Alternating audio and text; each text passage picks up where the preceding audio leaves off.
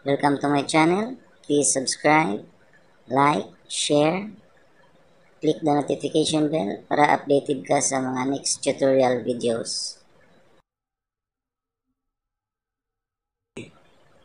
Ang tutorial natin ngayon ay tungkol sa start, stop, motor control. Kompleto ko siya. Meron siyang breaker, contactor, and overload. Siyempre, motor din. Meron din tayong schematic diagram para sa control niya. Yun, ganyan po siya gumagana. On lang ang breaker sa power supply, and sa breaker sa control. Yun, gumagana na siya. Matakbo ng motor. Yun, nag-stop na naman siya.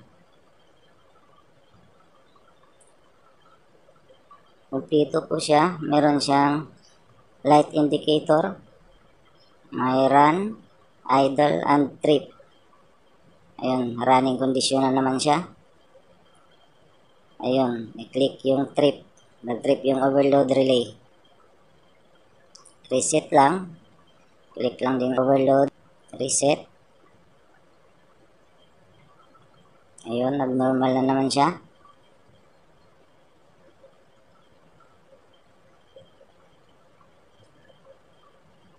Start ulit. Yun, running condition na naman siya.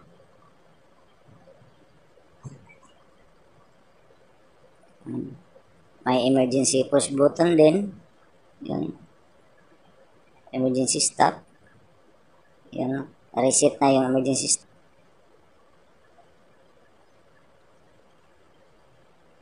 Tapos start ulit para gumana naman yung motor. Start na naman siya.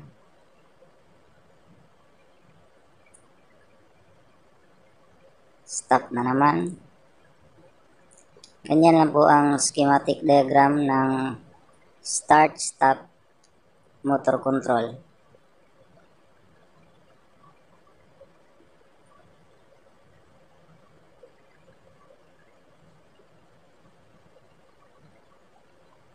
Yun, click ulit yung overload, nag-trip. Then reset. Normal na naman siya ulit. Yun, running condition na naman. Yun, nasa stop na naman siya.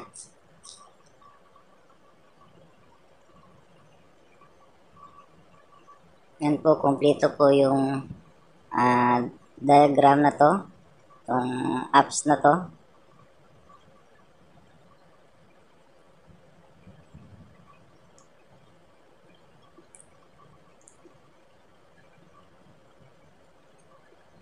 Thanks for watching, guys.